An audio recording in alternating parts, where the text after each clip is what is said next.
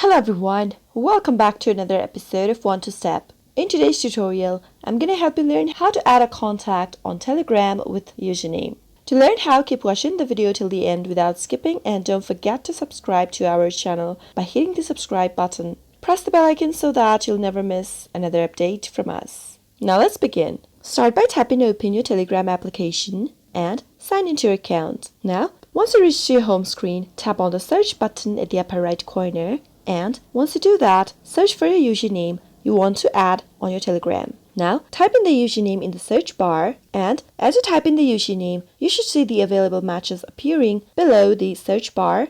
Once you see the person you are looking for, simply tap on their name. After you tap on their name, a new chat window will open for that contact, and now you can start a conversation. If it's a channel, you can tap on the join button at the bottom of the screen and join the person's channel as well. That is how you can add or join to someone else's channel on Telegram with their username. I hope you found the video helpful. If you did, go ahead and give it a thumbs up. Feel free to comment down in the comment box if you have a question or a feedback for us. I'll soon be back with more tutorial episodes. Goodbye till then.